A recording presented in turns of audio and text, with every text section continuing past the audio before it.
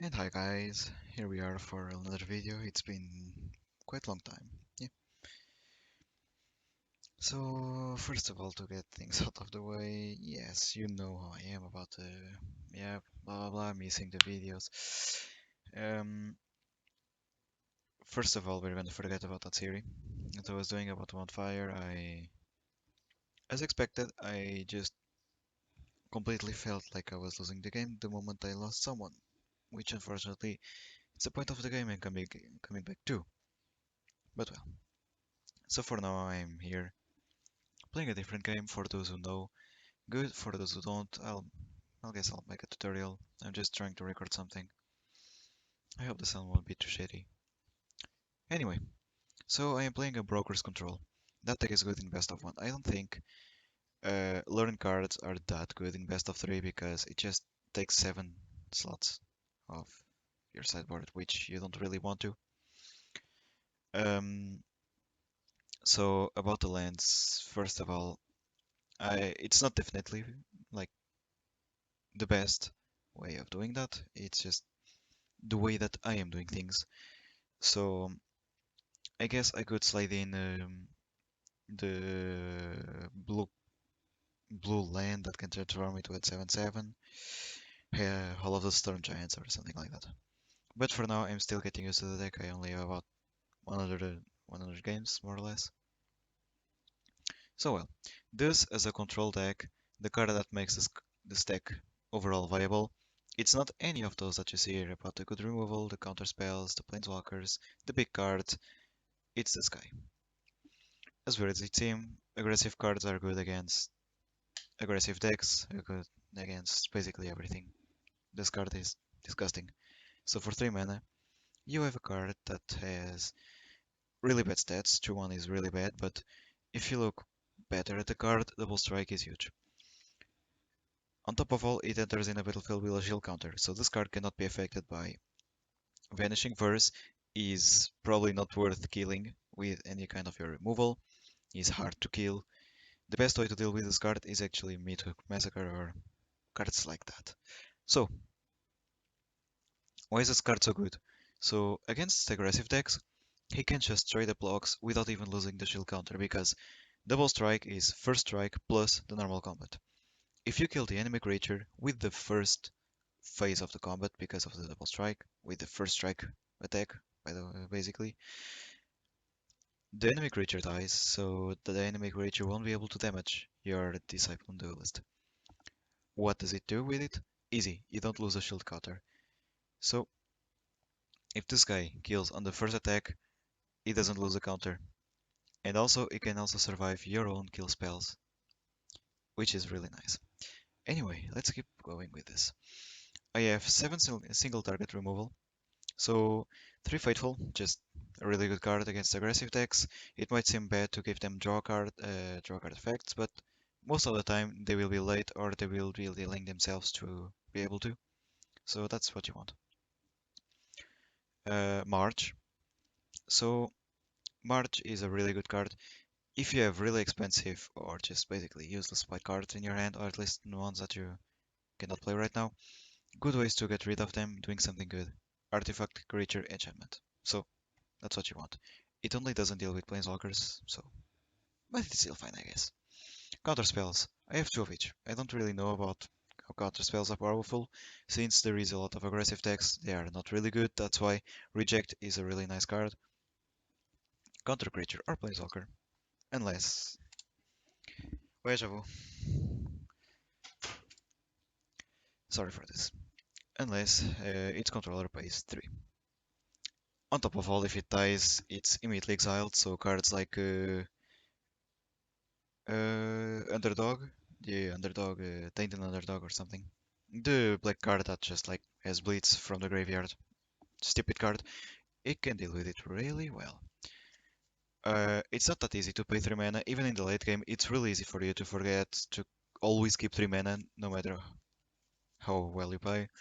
It's just sometimes goes out of your mind. Side coming, good counterspell overall. I feel that I'm gonna change this to the you find the villain's lair, I think. or a card that exiles instead of just straight up countering. Let's just see. Broker's Charm, nothing to say, just it's a +1 and steal damage to a creature or planeswalker. Destroy enchantment or draw 2. This card is amazing. 3 depopulates, 1 devastating mastery. Why not 4 depopulates? I just feel like this card can be really surprising and really good. You can always pay the 4 cost and it's still gonna buy you time even if they return 2 of their own things, so it doesn't make them to die. In the late game, you can just wipe a board. I've once been in a situation where I completely turned the game with this card. The opponent instantly conceded when I clear 3 of his creatures and 4 or 5 of his planeswalkers. So yes, Populate doesn't kill planeswalkers. Next, just gonna show you a little something with this card. I'm just gonna drag this right here. Turn 3, Disciple Duin List. I'm not gonna say the name of this card. DD, okay? DD.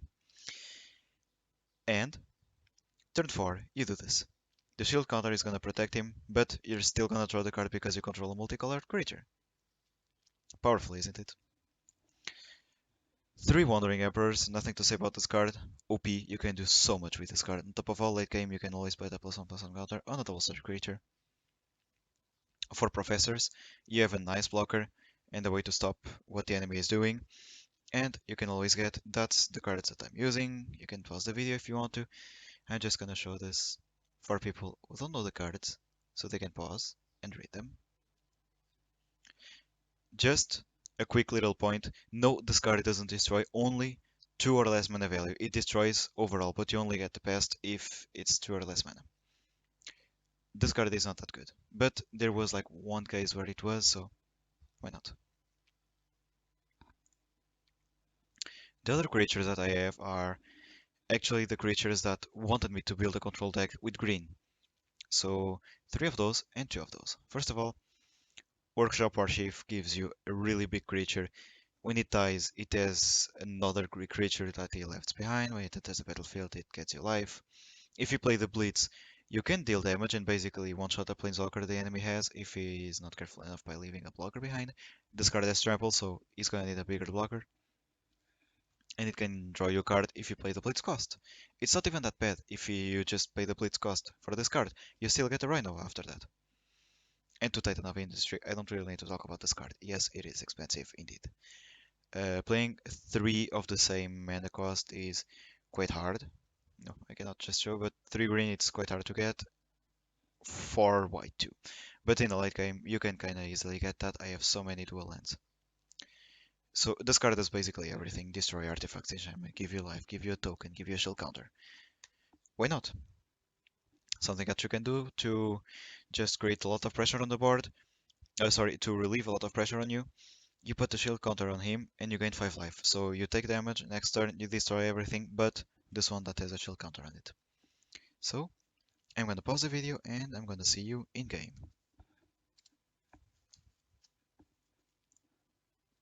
And okay, here we are guys. I've just had dinner, a nice lasagna.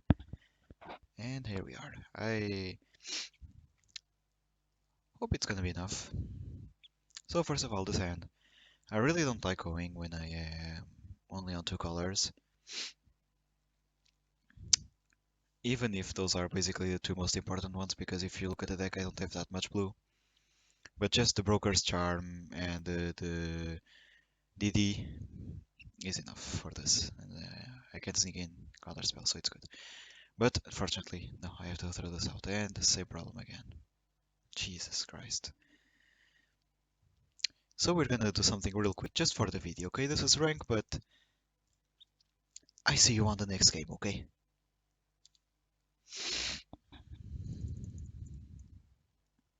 Yeah, for land, I don't know if you can see the tracker. I am using a tap.gg. Um, this hand is actually nice, and I actually have the combo that I was talking to you about, the DD and the depopulate. I can actually keep this. Why not?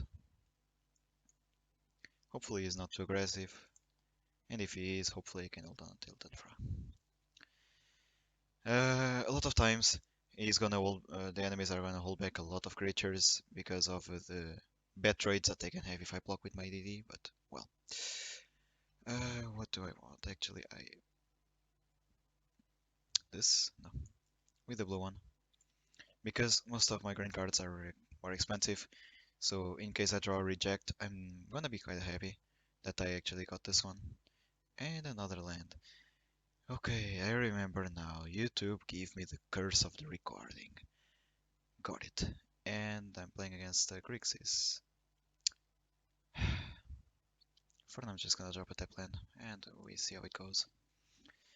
So, that's not actually the best example because I have a lot of cards there in earlier stages that I wouldn't mind drawing, you know? But well, let's go. Hopefully he plays something big that dies to depopulate. About my hand, yes, I am a maniac. I organize by like creatures, lands, spells like instant sorceries, and planeswalkers. Okay, that's actually quite annoying. He's sacrificing and he's gonna deal 3 to what? Yes, I am just gold by the way. Oh, what? Okay, let's change the plan a little. Quite a lot actually. So I'm gonna start stacking green. I don't really care about having more than 2 blue mana because the most blue that I have is 2 from Coming. So I'm gonna drop this one as green. And the plan is, what does this do by the way? Each player discards a card. Huh. Return target card. Okay, okay. I'm gonna buff this guy. And I'm gonna hit his face for 6. Yes, I am a control deck, but this can happen too, you know? He didn't play much either, but he has only 3 cards in hand for now. Did he mulligan? So we got 3 more cards. Okay, whatever. I'm gonna discard the land. I'm gonna risk it a little. I'm discarding this one. So what you need is 4 white for this, 3 green for the Titan, for the Devastating Mastery, sorry, just in case you don't say tracker, I don't know, and 2 blue for the side coming. You don't really need more than that. Wait, what? What the hell is that? He plays white too? Okay, so this is not gonna be the first best game of the YouTube recording on MTG Arena, but a game is a game, me guess so. I don't mind going to the late game. Certainly when he's kinda short on cards. And he... What the hell?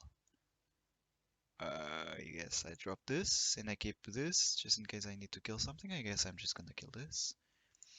I'm gonna make a token and kill his enchantment. I don't want him to bring anything from the graveyard.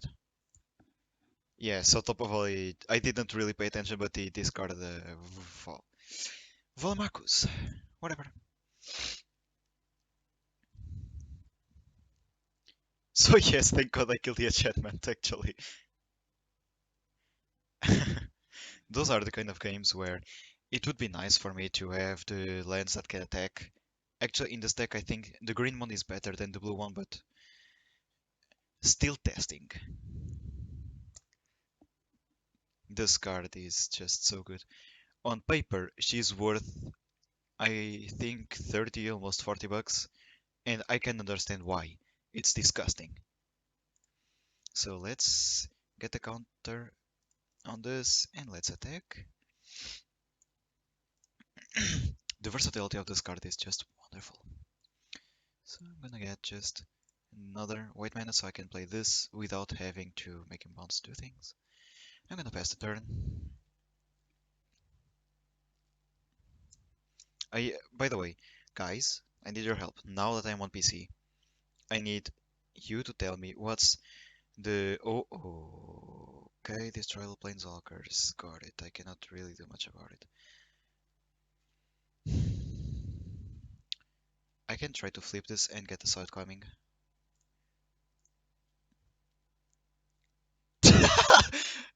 Well, it's not luck if you call it, right?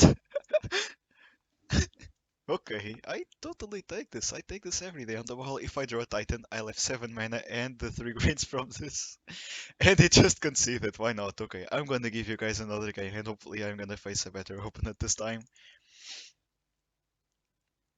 So the match are fast, I'd say, to find, so at least that's a good point. Um, at least farm faster than League of Legends. So I've not be I am not having much time even for myself in general because of like the work that I'm having and it's taking a lot of time of course and about the recording it's nice that I can do videos from time to time. I just have to try to find my time, get a little more organized and put this into my plans. Okay, that's a really beautiful hand. I keep it. Tap land of course. And we're good to go. That sometimes the enemy deck looks bigger than it is, but no, he has 60 cards and it looks like a little more than that. Okay, so he's playing an aggressive deck. This hand is okay good against this. That's fine. Okay, yeah, I know what kind of deck this is. Crap. I need my counter spells, this side comings. I really need them. So I'm just gonna drop another one because I have basically nothing to play. I don't really care about playing the Sun Curve. So land killing synergies are annoying, at least, okay? Really annoying. What do I do now? Do I drop this? This card is questionable to play, but I like it because in the later game, in the worst case, you can always draw a card with it. Okay, creative outburst. Okay, so he's definitely playing the. I don't know the name of the enchantment, but basically the 6 mana mythic enchantment. That it's okay against me because I have 4 Broker's Charm that can kill it. I have 3 March of the Otherworldly Light, something, and Titans. Even the Devastating Masteries can deal with them, so I'm totally fine against this. I also have counter spells to counter them, and in the worst case, I have Professor of Symbiology, if you can look at the tracker, for 2 Contaminated Witch Guild Artifact or Enchantment. So right now, I'm gonna get my 3rd green mana, and I'm gonna pass. So against those decks, you want to build pressure. The Emperor is good against this. So in the end of his turn, I am gonna straight up Arcane Bombardment. Here you go. Let's change the plan. Let's get immediately rid of this and get the Rhino out. I In this matchup, the health doesn't really matter because it's just gonna combo out and just like screw me over and over by dealing damage with this, getting creatures with the Magma Opus, which is the mythic version of this card, and just like killing all my lands. I only have 4 more, I think. Let me check. So, one forest, one plain, one island. I have 3 more actually. So it's fine. What did he got? Scry to draw a card. Fine. I have board pressure, which is what it matters. So I'm gonna get my second blue mana. I'm gonna attack.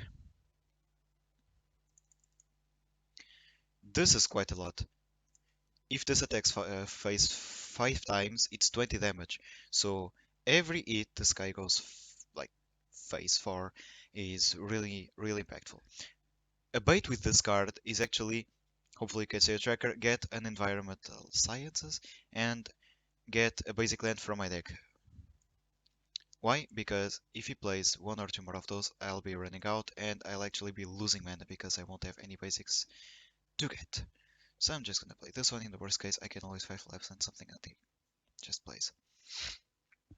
Did it got counter? Beautiful.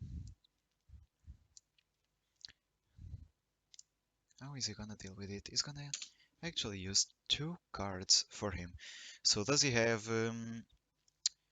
how is it called? The deal 3 to everything.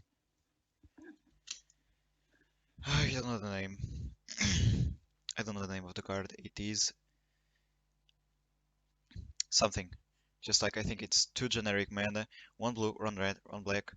Deal like transform a creature like the base stats of a creature is 1/1 and the base stats of another creature is 4/4 and deal 3 damage to everything. That would actually be quite annoying for me. Okay, so there was a slight pause. There is a pause. So he actually wanted to play something Interesting. I'm gonna go face. What does he have? About his lands, there is nothing you can do with them. So deal 2 damage. Got it. This is not gonna do anything. So why not? At least it's the damage that it's not going face. There's no point in me for playing the Emperor. It would just be risky and tapping my mana. I'm going to player and get the best summoning, because in case he wipes my board, this card is actually gonna give me 2 little creatures. Yes, they are little, but it's damage that it's going in, and it's gonna help me keep the board pressure. In the worst case, I can always buff the tokens. I'm not gonna play this. On top of all, it's like exactly 4 mana, which is awful. I'm gonna attack first, and then I see what I do. As you can see, the third hit is going for 12 damage total. It is fling them, as you can see. I'm still not gonna do anything. With this deck, what you want to do is, you don't have to do anything, you just don't. And in this particular case, I do not have to do anything. So why should I actually put cards on the board that might die? I just try to pass. 1 mana would be quite handy for me to play my Titan. Okay, he's gonna cycle his land. Got it. If he wipes my board into the end of his turn, I'm just gonna play the Emperor. The Emperor.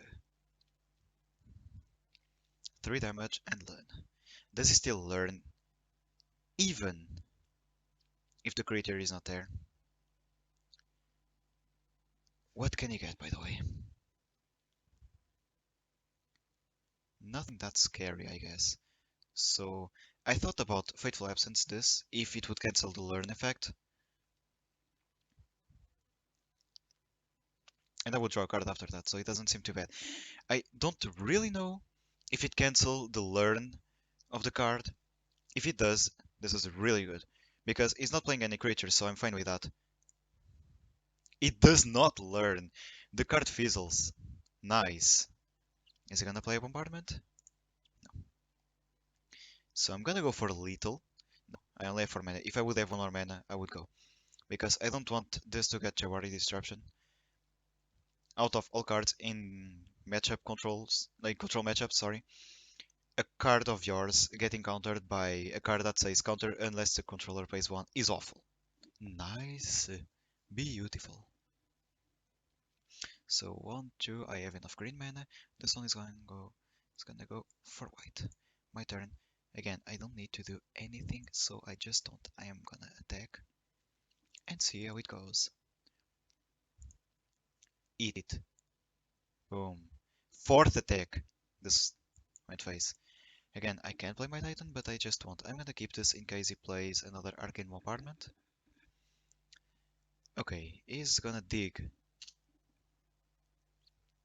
I'm actually fine with that, I guess. Exile, discard the top 5 cards.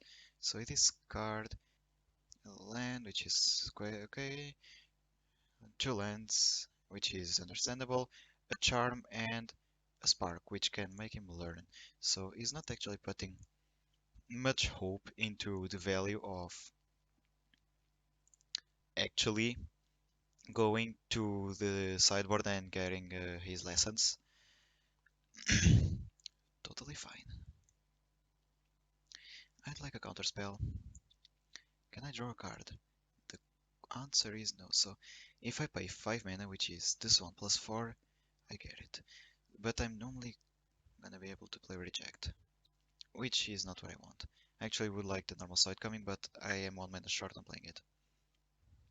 So do you actually do something to my Rhino, or do you actually just die because they attack you 5 times? Now you're gonna do something about it. Deal 5 damage, creature out, planeswalker. I am totally fine with this, because this card could give him an opportunity to get more cards. Basically, if he's playing this on the effect of killing something, he's not playing it on the effect of kinda drawing something. Do I do this? Am I gonna be the bad guy here? Yes. You can go for 0 because tokens have no mana cost. And about the same reason, he's not gonna trigger the learn for the second time because I killed my own stuff. I don't really know what he can have to help actually pulling out of the situation. I'm not gonna play the Emperor because if he does have a Jawari, I can play the Emperor now. And I'll play just another one. I'm gonna play a land onto white just in case. I'm gonna attack. And we see if it actually does something. If it deals 2 damage, if he deals like 2 damage to this, I can just straight up play the other Emperor. Okay, resolve. Does he have blue mana? Nope. So unless he kills it, he's dead. GG. Well done. Boom. It was a little better. I still had a lot of gas in my hand because I killed my own stuff. And with a lesson, like with a learn, I will get better lessons for that situation, like killing artifacts or enchantments. If you would play another arcane bombardment, or draw cards if you would have more cards in hand than me, or even gain life from the science, like the 2 cost that gets you basically from your deck. But well, and you know what? For the video, let's get some packs, guys. I'm just gonna get 3 for now.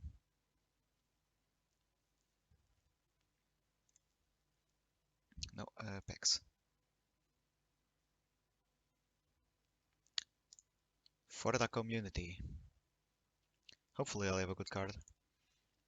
I can show you my collection, but I have about 92% of the cards. Okay, that's a nice card. I can actually play those colors as control. And this card is really nice. Okay, that's another card that I didn't really add, I think. So I'm seeing here in the bottom, I don't know if you can, I have 91.9% of the cards. Cabaretti Ascendancy. Why not? So the game really wants me to play Cabaretti, I guess. I can just show you. About the commons and uncommons, I feel that I have everything. And if I don't, I'll just craft it in front of you. I might skip one or two accidentally. So there, I'm gonna get this one. Because whatever. The common and uncommon cards are really easy to get. This one either. By the way, there is a trick where in the beginning of every expansion, even before you open the first pack, use all the common and uncommon cards that you have. Why? Because you fill your collection, and when you'll get those cards again while you open the packs, those cards are going immediately to your vault. The vault are going to give you rare and mythic cards, which are far better, obviously.